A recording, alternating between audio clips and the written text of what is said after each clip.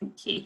Okay, so yes, we will make a start up. I'll just run through the agenda quickly. So first up, Geraldine is going to give us an update on this new initiative from UCAS, UCAS Clearing Plus, which is going to come into effect this year and sort of affect students going to university. So we'll do a bit of a closer look at that. Then we'll hear from Gemma, then we'll hear from Krishna, and then there'll be time at the end for any questions that anyone has, and we'll do a little bit of an update on a couple of things that are happening at AccessHE.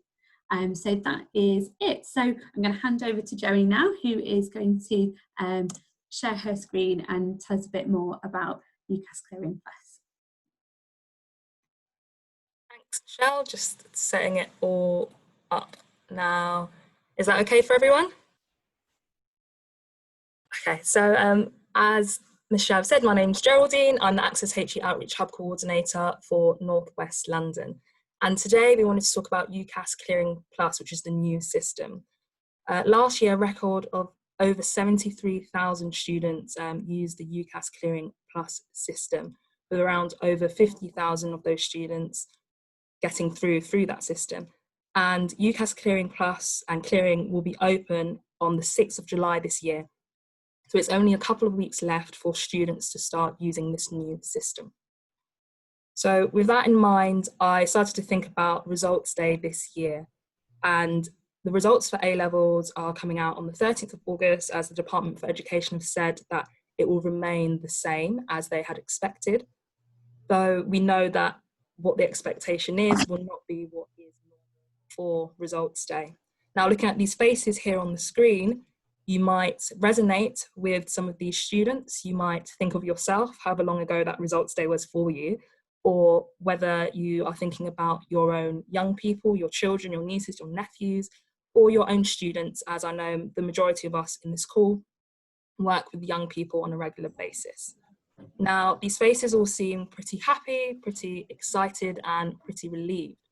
However, we also know that on that day, students themselves might be feeling confused, anxious, and incredibly nervous because the results that they have received might not be what they expected, and they are initially not happy with their achievements.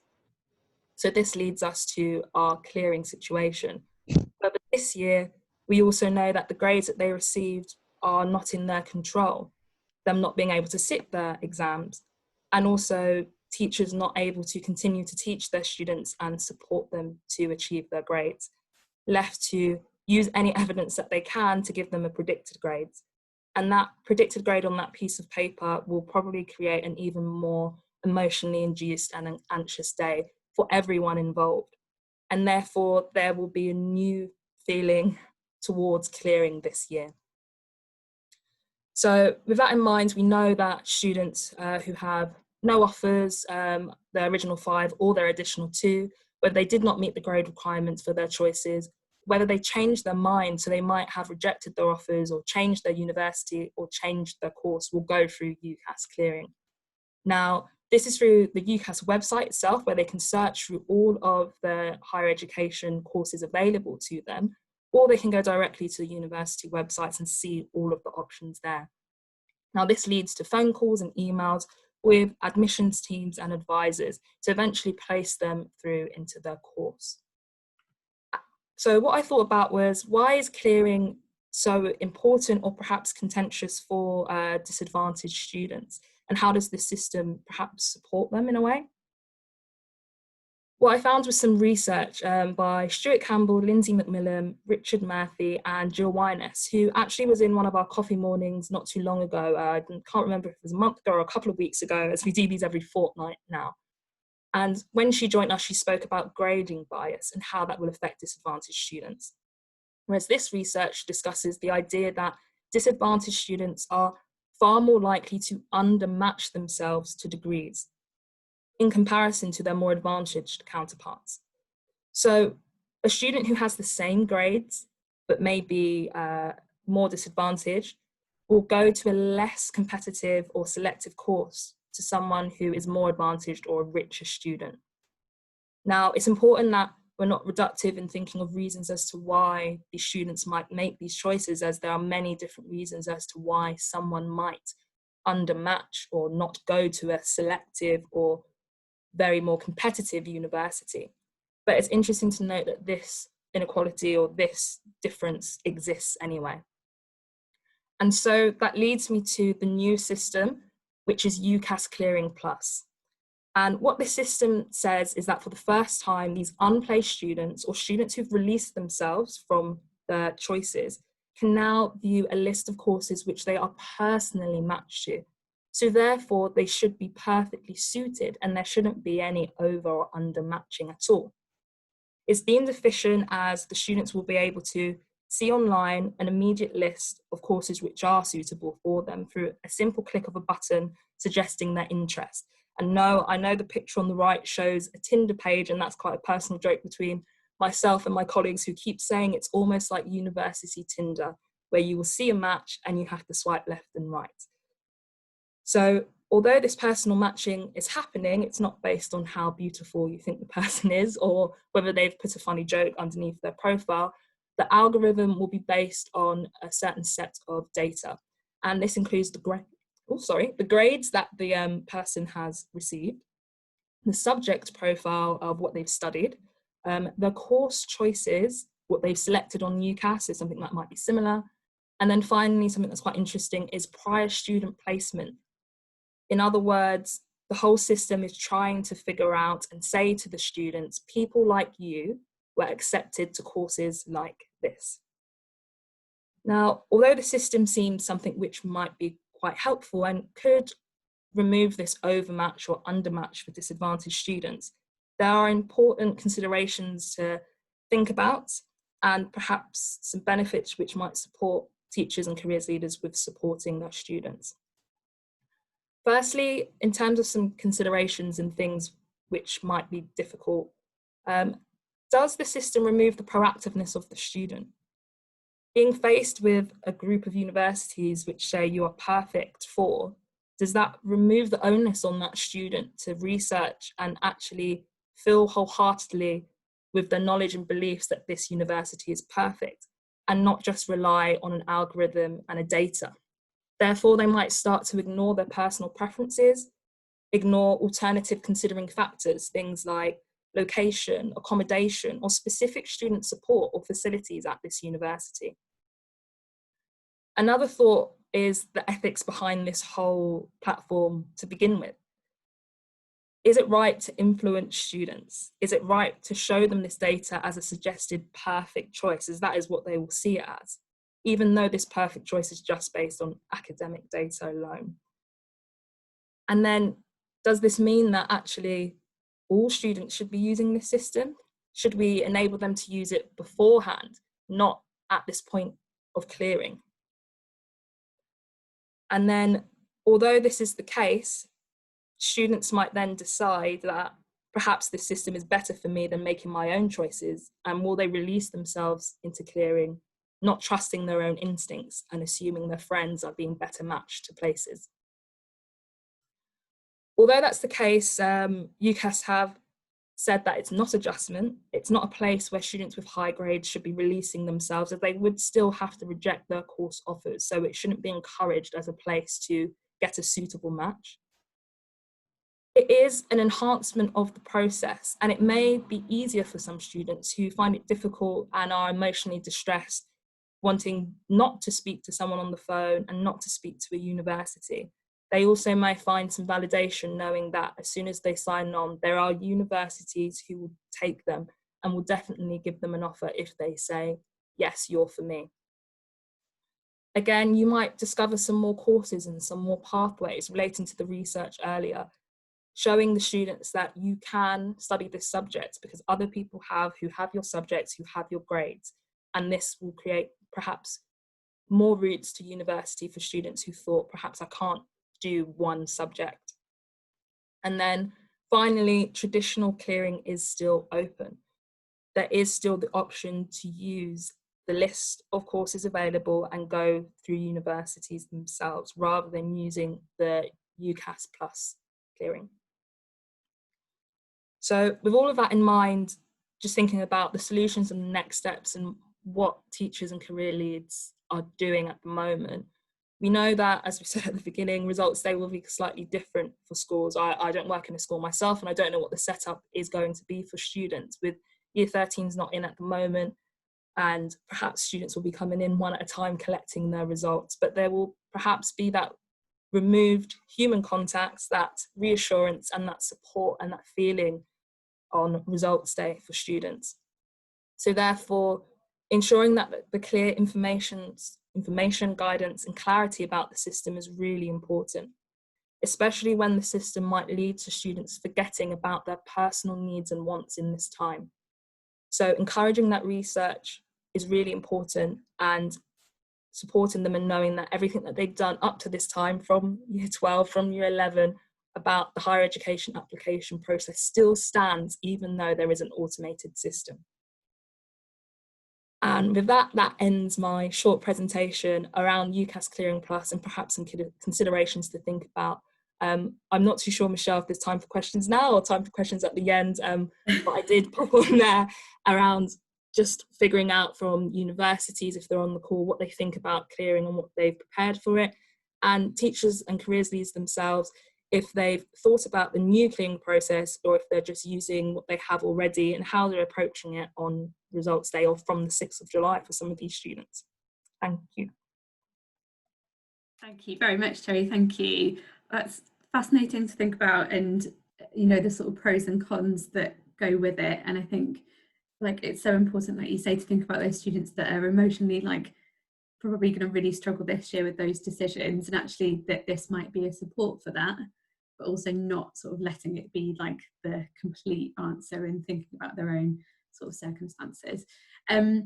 We probably got a couple of minutes for some questions, and then we'll move on to Gemma's presentation. So are there any teachers or careers leads that have got any questions about that process or anything that Jerry has presented on?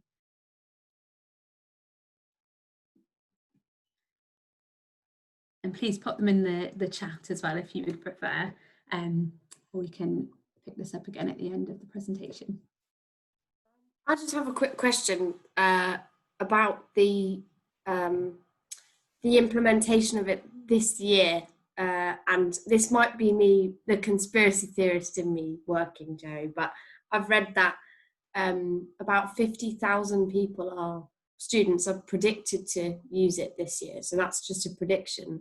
But isn't it just a bit weird that it's this year that it's been introduced? Were there plans for this way back when, or has this been a response to COVID? I don't know if you... So I'm not too sure about that. I wonder if, I know Christian's on the call and she partakes in HELOA, which is for advisors in universities. So I don't know if you've got a bit of intel around that before, though we were having a conversation before around whether it's suitable to have a system like this right now in this context. Is this the best idea for students right now within COVID? Krista? I'm really not sure. I think I understood this when this all started coming about and UCAS started communicating about Clearing Plus.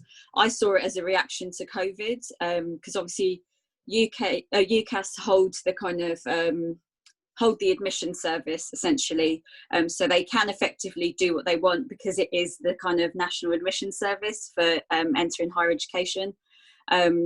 But I'll investigate. I'll ask my colleagues in HELOA because we have a UCAS representative that feeds into the UCAS working group. So what I'll do is I'll find out, and then Geraldine, I'll pop you an email so you can update the people on this call as well. Great, thank you. Jerry, am I right in saying that Clearing Plus was actually, it was piloted last year though, wasn't it? I'm not... Wasn't there like a small scale pilot that was semi-successful? Which suggests that this is just a coincidence that it's fell in the year of COVID. I might be wrong on that, but I had the impression that it had a small little pilot last year. I'll have a look anyway. That'd be great. If you could find the information about that, that would be great. Most of the things that I've found have been from January 2020, just implying that they're aware of the impact of what COVID might have had and this idea and implementing it this year. But if you have that information, that would be great to send round to the group. I just typed in Clearing Plus pilot and it came up with how to become a pilot. So I wouldn't do that tip. The conspiracy theory continues, so we'll look into that a bit further. Okay, thank you very much, Jerry. We are now going to hear from Gemma Rust from the National Saturday Club, and I'm going to share my screen so we can see your slides. Bear with me just one moment.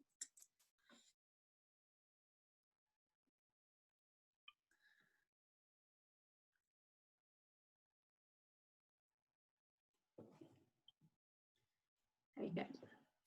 Lovely, thanks Michelle. Good morning everyone. It's a great pleasure to be here, and thank you to Michelle and Geraldine for inviting me to speak today. I'm Gemma Rust, the Programme Manager at the National Saturday Club.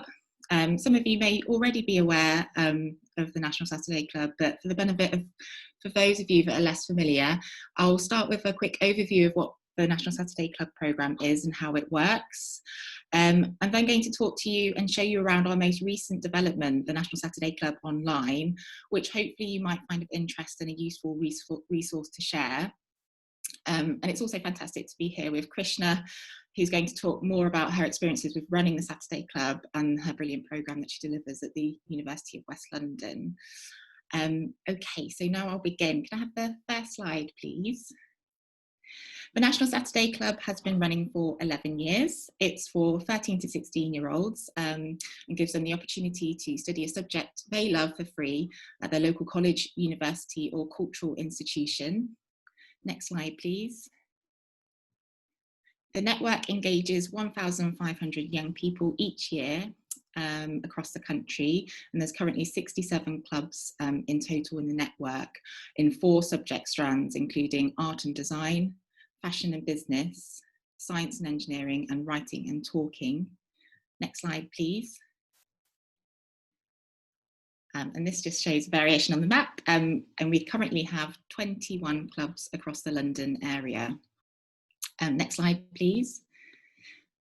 The year-long programme of learning and exploration incorporates weekly Saturday classes at the host institutions, and the Saturday Club Trust brings everybody together in the network for shared national events, including the London Visit, which includes visits to galleries and museums in London, a summer show, and we organise masterclasses for each club, giving young people a vital link to the professional world. Next slide, please.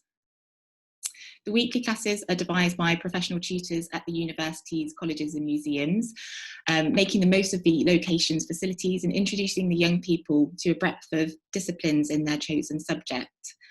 All clubs are project-based and encourage creative learning and the development of transferable skills such as being inquisitive, imaginative and collaborative. Next slide, please. In combination, this unique educational model works on a local and national level to support widening access to FE and HE. It enables the young people to build their confidence, develop skills, broaden their horizons and raise their aspirations. In addition to this, the masterclass programme provides insightful opportunities and enables the members to meet professionals in a range of specialisms, informing the young people's understanding of potential fulfilling careers. Next slide, please. The club is completely free and open to all abilities. It's often particularly beneficial for those whose learning would benefit from a different environment, where being hands-on and practical is really key. And being free to attend, it breaks down barriers and provides the opportunity for those regardless of their background and circumstances. Next slide, please. Offering an online provision alongside the current programme has been an ambition for the Trust for some time, but like many educational institutions, this has become a priority in response to the recent times. As a result, we began the development of the National Saturday Club Online as a shared digital library of resources to support the remote continuation of the Saturday clubs. And we also wanted to make these briefs publicly accessible as an additional resource for teachers and parents during this difficult time. Just like the National Saturday Club's normal programme, we see the online platform as a fantastic opportunity for young people from all backgrounds across the UK to explore subjects they love for free. Next slide, thank you. We currently have 2 strands to the online programme: project briefs contributed by professional tutors and student assistants from across the club's national network. Next slide, please. Alongside online masterclasses, which have been developed by industry professionals. Next slide, please.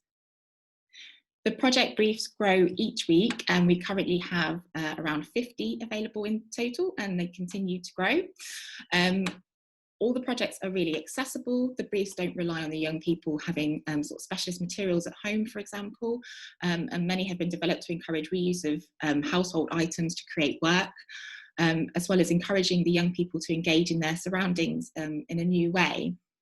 The website is accessible on all platforms, including mobile and tablet, which we understand is a lot easier for this age group. Next slide, please.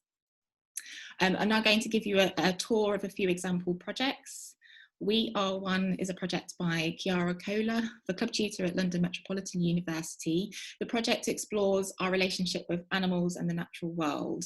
Inspired by the work of National Geographic photographers Amy Vitali and Joe Sartori, the brief asks for young people to create an accurate portrait of an animal in their own style, encouraging them to think to capture the animal's beauty and power.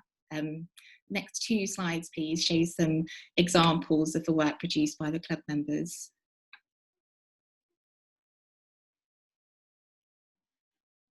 Lovely, thank you.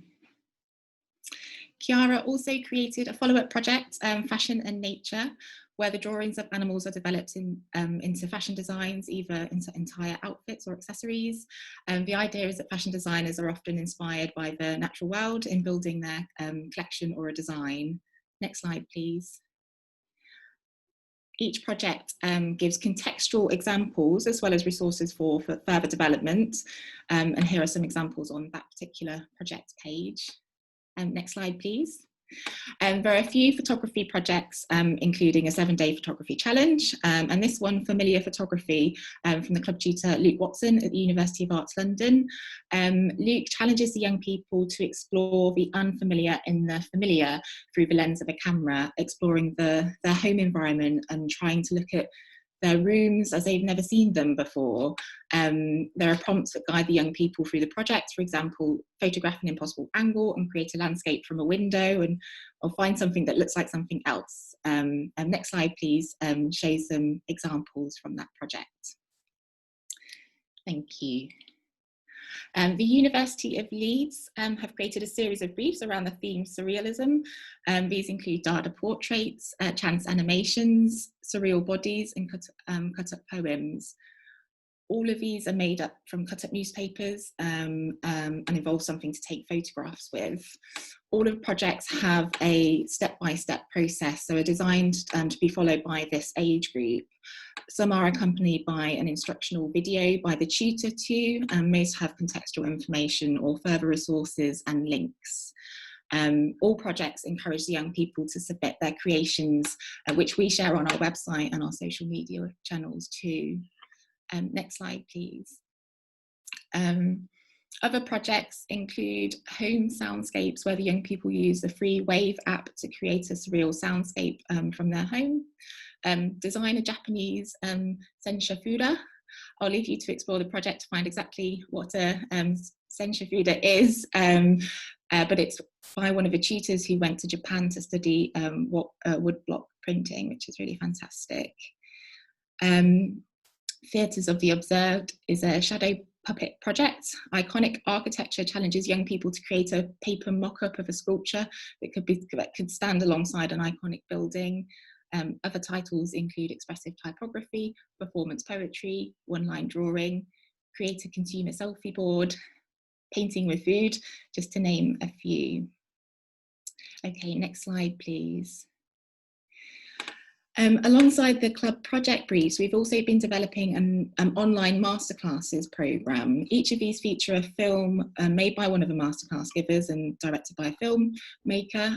They're around 3 to 5 minutes long, the films, and includes the masterclass giver giving an introduction about themselves, talking about their job and what they do, and then they then they set a creative challenge. Next slide, please. The first online masterclass to launch was a design and engineering brief from structural engineer Tim Lucas. In this masterclass, Tim challenges the young people to build a 2-metre bridge from recycled materials at home and talks through different structural engineering approaches they could take. Tim also built an example in his backyard, as you can see here. Next slide, please. Shows a bridge that one of the club members and his younger brother made in Banbury, which is lovely. Next 2 slides, please. Another masterclass is by graphic designer Ben Tourette, called Designer Smile. This uses the Amazon logo. By just adding eyes, you can turn the Amazon box into something completely different. There are more masterclasses from Design Studio Triple Double, Arup for structural engineers, writer John Simmons, and there's going to be lots more added very soon. So please do check these out. Next slide, please. So that's an overview of the National Saturday Club online. I hope you've enjoyed a little tour of all the amazing projects that are available on there and that you'll find these useful. Next slide, please. You can also follow us on social media at NatSat Club, and where we're promoting the online resources lots. If you go to our website, you can also sign up to our newsletter and find out more about the National Saturday Club on there. And I've also included my email address just in case you'd like to get in touch with me after today. And I'm also happy to answer any questions that you might have about the National Saturday Club or the online platform during this session. Fantastic. Thank you so much, Gemma. It's so exciting to see like all the different things you're doing. Like just thinking like from a personal perspective, I remember going to a summer school and doing this sort of activity when I was like 11 or something, and it having such a huge impact. So yeah, I think it's fantastic that you've managed to adapt those projects to still take place and still inspire students while they're at home and not with their peers, and yeah, creating a bridge out of rubbish, like, and thinking about the structure of it. It looks fantastic. And we're so grateful to everybody in the network, because obviously all of these, it's only been possible with the contribution from all the Saturday Club tutors that have sent in their projects. So it's been absolutely a team effort in getting it all together, but we're really proud of it. So yeah, I hope it will. Thank you so much for sharing. I was going to say, does anyone have any questions for Gemma before we move on to Krishna's presentation? I think there's one in the chat there, Michelle, from Wendy. Asking, does the Saturday Club website have any chat element or video chat element, as it's proven difficult or problematic with a school safeguarding policy? It doesn't have that facility built in actually at the moment. It's just the resources that we've developed are project pages that can be used potentially for a virtual session, but that's not an actual facility that's provided within the National Saturday Club website, I'm afraid. I guess that would be a good thing for her school then. Yes.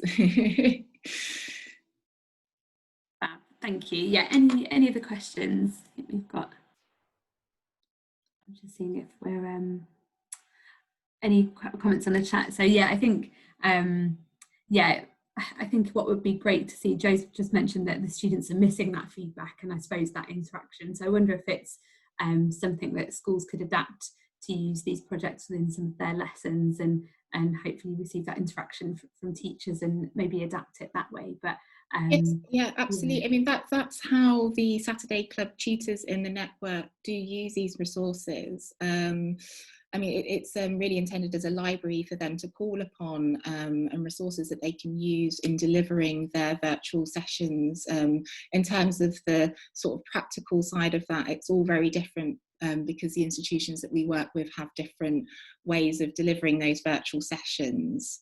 But they're these projects are very much intended for that purpose, to be delivered by somebody who can actually facilitate the workshop with the young people. Thank you. Yeah, are there any other questions for Gemma?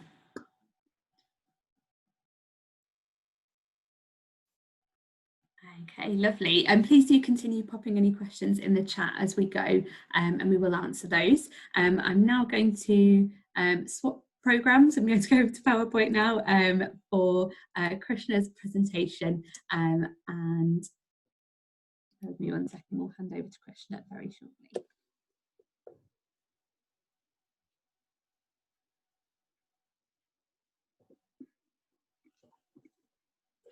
Okay, over to you, Krishna. Lovely, thank you, Michelle. Hello, my name's Krishna. I'm the Outreach Officer at the University of West London. We're really proud to be part of the national network for Saturday clubs. So we're a university, we're based in West London. So Michelle, if you go to the next slide, it'll just give a bit of an insight in terms of our location. So we are in the suburbs, essentially. We're based in Ealing.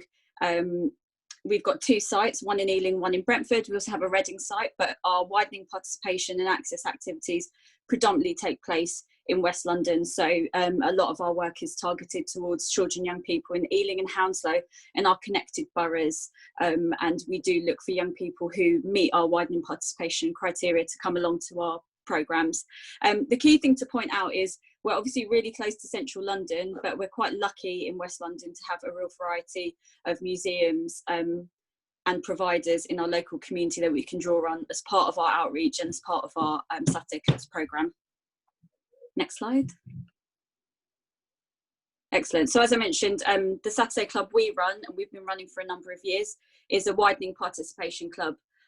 So essentially, sorry, if you could just go back one. Thank you. Ours is a really targeted group. So nationally, people at universities, museums and colleges, whoever delivers the club, may have specific criteria that they look for attendees.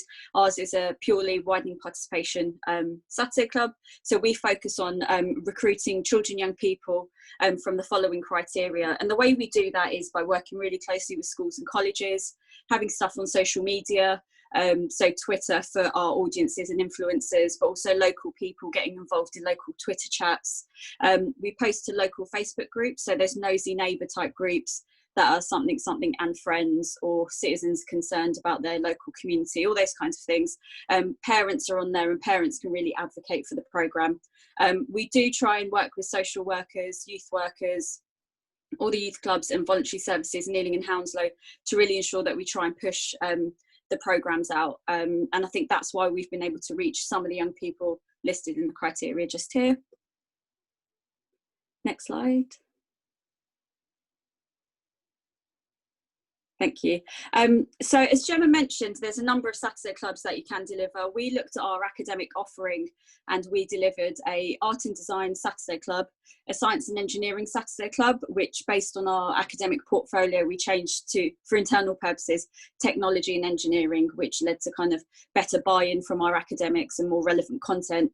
And this year we also launched a writing and talking Saturday club, which was very much rooted in journalism, campaigns, advocacy, but also supporting young people to create their own zines and really think about what they're passionate about and creating some really exciting written and performance-based outputs. As an institution, Saturday Club's a big deal for us. It's one of our landmark projects, and it allows us to have something really positive to market out to schools and colleges. Lots of teachers use this as kind of a referral scheme, so they will always know of one young person that will benefit from a positive experience outside of school. Or perhaps they're not having the best time at school and they meet one of our criteria, or perhaps they are home educated. We have a real variety of young people who are part of our Saturday clubs. So we do rely on those adults that work with children, young people and parents kind of getting in touch, or young people hearing from their peers about our Saturday clubs. But just some key things from an institution's perspective. Saturday clubs are part of our access and participation plans, and they were part of our kind of access plans prior to this. So this is where the university sets out their commitments to widening participation and, you know, providing accessible activities for those hard to reach groups. What this means is that the university is officially committed to deliver programmes like Saturday Club, and by working with a national organisation, Saturday Club make it really easy for us to deliver it. Saturday Club's not like school. So actually one of the things that we try and do is employ our current students to help co-facilitate, but also provide a really warm welcome to our institution. But also we want to provide a positive experience of education and HE. So we do really try and make sure that we are open and welcoming to family and friends. We do have sessions where young people can bring friends and siblings along. Everyone obviously does all the risk assessments and we have all the consent forms and everything. But essentially, we want to extend out Saturday Club to have a really positive experience for those family members and for those young people. And the practical things that we do is when we have trips, you know, we are making sure that we're empowering the young people, their parents and carers and siblings to feel a bit more confident on public transport. A lot of the young people we work with have never been on a tube train. They're on school trips and stuff, their schools will book a coach and they're kind of on and off before the day's over. One of the other things to mention is that we collaborate with a lot of museums, so our local museums in Ealing, also the kind of stuff that's being refurbished in Hounslow, but also through Saturday Club we've developed strong partnerships with the Design Museum and the V&A, and that's something we would never be able to do previously. As I said previously, it's Saturday Club gives us an opportunity to have something to talk about throughout the year, something that's always going on and it's always really positive. So yeah, those are kind of the key points for our institution. Next slide. So these photos will give you a bit of an example of what our Saturday clubs look like. I don't know why it's jumping around, I'm so sorry.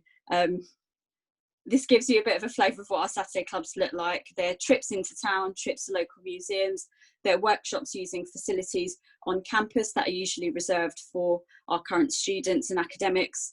For our science and technology sessions, we're really creative. We worked around architecture, but also had some stuff around Lego. So using things that are familiar to young people, but really encouraging them to think wider as well.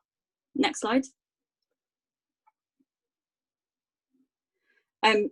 The key things for us is how we market it to schools and colleges. So it's really about how we, you know, we deliver practical workshops. They're led by experts, which are the UWL staffers or external parties. We have trips, we have the industry-led masterclass.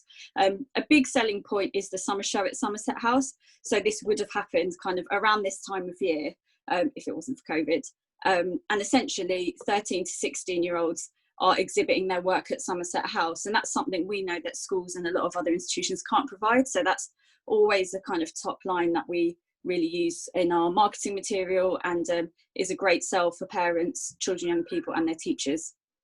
We're quite clear about which Gatsby benchmarks our clubs kind of meet, which is really important. And from a practical point of view, Saturday Club is 3 hours, 10 to 1 on a Saturday. They bring their own snacks. We want them to feel like the university is their space, which is something that happens kind of over time. All the young people have to meet at least one of our widening participation criteria. Everything is on our website. We do also take some of their data. So we use the HEAT tracking kind of platform to ensure that our widening access activities are making an impact, and we have a lot of evaluation kind of internally that supports that as well. So we're quite upfront about what we need as well. So next slide. And just to give you a bit of a flavour, I've got 2 quotes, one from a teacher and then the other one is from a club member. So this was one of our initial Saturday clubs based around our art kind of and design provision. And what it meant for us was that we really supported what schools were doing, but also stepped up where schools were under a lot of pressure and weren't able to provide a lot of enrichment activities. They get to do stuff with us that they don't do at school, and they get to do it with experts and university students. So for us, that's a really great selling point. And also it leads to these really positive engagements with young people, their schools, but also their parents. So there's, you know, things that the university likes, like in terms of our reputation, but equally these are positive engagement activities for some of the most hard to reach children and young people. Next slide. We only have young people take part in our Saturday clubs once. So essentially they will apply, they'll be part of a programme. And then unfortunately, because we've got quite limited capacity, we've got quite a small team and a small budget, what we do have is the opportunity to signpost them to lots of other programs and other people. So we try and get them onto various other programs that we deliver, such as Creative Arts Weeks, or, you know, opening up the conversation so the young people can speak to us about portfolios and coursework, UCAS statements, ask for references and things like that. What we do is work really, because we work closely with our local museums, and also advise them on some of their youth engagement practice. A lot of our Saturday Club members have gone on to be on museum youth boards locally, and that's a really clear progression route for us, because what they've learned and acquired through being part of the National Saturday Club programme is really fed back into the community, and they're getting more experience and really channeling some of the positivity. Saturday Club leads to amazing friendships, and that's like a byproduct that we never really think about in outreach work, but lots of young people have told us that they found their people, which has been amazing to hear. We also signpost young people to other opportunities, so local art trails when we have ad hoc workshops, or anything we see would be beneficial, see as being beneficial or engaging for those young people. Saturday Club sometimes send us other opportunities, and they've got kind of like an alumni scheme as well, so they can keep in touch with young people that have been part of Saturday Club, which is really valuable. This year we also started working with an amazing organisation called Arts Emergency. Previously they'd never engaged any young people in West London, so they offer mentoring opportunities, so young people are apply. If they meet their criteria, they are then matched up with amazing people in industry. So previously young people have been mentored and matched up with magazine editors, people who've worked on Game of Thrones, so incredible people in the creative arts. So we supported them to recruit young people from our previous Saturday Clubs, but also our schools cohorts in West London, to be matched up to these amazing mentors. So that's kind of an ongoing thing. We want to make sure there's progression routes as part of our programs. And just finally, this quote really stood out to us. It's from a teacher that we've really never worked with. We hadn't ever worked with the schools, and for us to receive this kind of feedback was really positive. And we continue to work with that school to this day. So that really summarises, hopefully, why we do our Saturday Clubs, what we get from it. The young people get a huge amount, and they get to do all this amazing stuff for free. We pay for all their travel, we pay for food and refreshments if they need it. They all get goodie bags and lots of great resources as part of that. And, you know, they have industry level masterclasses, they get to work with their local university, and they get to exhibit their work at Somerset House. So for us, it's really positive. At the moment, we're really looking at how we adapt to deliver online. Luckily, our club just finished as COVID started, so that was a bit of a relief for us. So we'd finished that programme, but we are looking at what we're doing next academic year. So we'll probably go down to 2 clubs and deliver them online, but potentially looking at how we can work with some schools on a really targeted programme as well. And that's me. Great, thank you very much, Krishna. Apologies that the slides were jumping around a bit and doing their own thing a little bit there. I'm sorry, I hope that wasn't my fault. I haven't added a timer, but I'll check and sort it out later. Do not worry, do not worry. Thank you so much, that was great to hear about. Yeah, we'll open up to some questions now. I just had a couple of quick questions about like the logistics of it, and sort of how schools find out about this and sign up and get involved. Yeah. How do they... So we have an activity booklet that we send out annually. We also have a schools and colleges newsletter. I also work with 2 networks of arts and creative teachers, but also I employ students to phone the schools. We talk, because we talk about Saturday Clubs all the time. Every time we go and speak to careers advisors, whenever we make new kind of contacts with schools, we're always talking about it. Because it's a straightforward project for us to tell schools about, because it's so marketable and it's so impactful. We're basically never stopping talking about it. We do send out bundles to schools, but Saturday Club are hugely helpful in making sure we get the message out there. So their social media, particularly their Twitter, is brilliant. The Instagram account has loads of really great visual content. So I think sometimes people just happen upon the information. And the Saturday Club website also has a section where if you're a parent or carer or even a young person, you can find your local club and you can ask for more information, and then Saturday Club will send that to us. So there's a lot. We try and do a lot. We'd love to get more young people involved and expand the programme. a lot of that is unfortunately dependent on funding. But yeah, we basically talk about it all the time, send out packs, we're calling schools, always kind of posting about it and sharing information. And I wanted as well, just another quick question, sorry, Yeah. and over to other people. Like, what's the time commitment on it? Do students have to do like a certain number of weeks, or I know you mentioned it was just one program.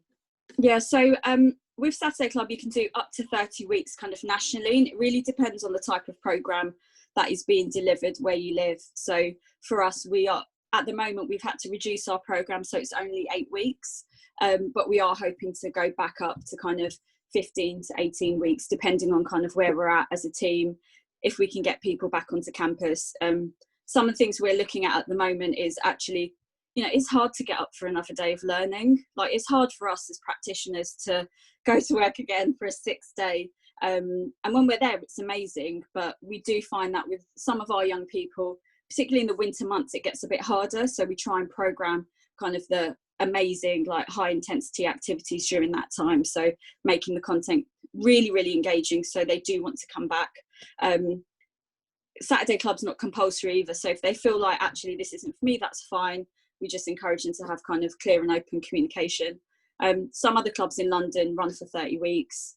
Other universities do that. So I think there's a lot of options, not just our club. And obviously, because we've got quite a strict criteria, sometimes young people aren't eligible. So what we do is recommend they contact Kingston University or the V&A, because they've got an amazing club, Ravensbourne or London Met. So yeah, there's a lot of options. Young people can do as much or as little as they want. Obviously, they get more if they stay within the programme and really complete it and really get to that Somerset House and kind of evaluation stage.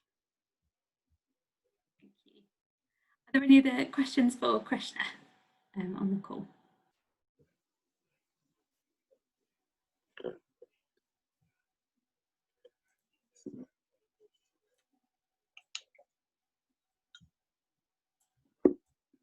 Okay, you've covered everything, Krishna. Thank you so much. I think like it's just useful to think about with these sessions, like the additional skills that those students gain. You sort of mentioned, sort of, Krishna, those employability opportunities, which just sounds like a secondary thing to already like a fantastic programme. And things like encouraging students to be confident to get on the tube and you know, and be really resilient. So that was wonderful to hear about. So thank you so much, Krishna. Thank you. Okay, so we're going to move on to some AOB if the slides are playing. So I'm going to hand over to Taylor now, just to talk to you about a couple of opportunities that AccessHE have coming up. So I'll hand over to Taylor. Yeah, so first of all, as some of you might know already from receiving our weekly newsletter, we're running a CPD conference on Monday. There's still time to sign up, and we'll post the details in the chat box. But that's basically an attempt to kind of respond to all of your needs. Basically an inflated virtual coffee morning over 2 hours, hopefully not too long, with a few keynotes from the Career and Enterprise Company, the Office for Students, and as well as Aim Higher London, based in South London, and AccessHE. So hopefully that provides not only a broader kind of idea of the current higher education landscape with outreach professionals from among our membership, but also a real-time response to how COVID's seeming to affect things like admissions and kind of the access amongst underrepresented groups. The other thing we have to share is a series of live events that we're running as a part of the London Careers Festival. We've got 5 of these consecutive events on Monday the 29th to Friday the 3rd of July. These range from subject tasters with the University of Law to kind of softer skill workshops with Speakers Trust and sessions with our own student ambassadors or advocates, just to kind of give students an idea of pathways and progression to HE. All of those events are unlimited capacity except for the Wednesday workshop, which has a cap on 20, and we're quite close to selling out on that one. So if you want to get your students involved, that's going to be a really interactive workshop with the Speakers Trust. But yeah, otherwise, these are all going to be hosted on YouTube Live, streamed in a way that none of your schools will have any kind of safeguarding issues, because interaction will be strictly anonymous through our Menti software. So there's no conditions there with GDPR and safeguarding. But yeah, I've posted the Eventbrites into the chat box, so if anybody's interested in circulating those further and getting your students involved, we'd really appreciate it. Thank you very much, Taylor. Thank you. So we've got about 5 minutes left, so we'll just leave this time for any questions, if there are any for any of our speakers today. We'll share those slides and contact details as a follow-up, and obviously this will be recorded as well, so you will receive that. We will also include, I know we've posted lots of things in the chat, but we'll include all of those, like the CPD conference and the London Careers Fair, so your schools can sign up to that as well. But yes, are there any other questions for Gemma, Geraldine, Krishna, Taylor, Beth, myself? Any other questions?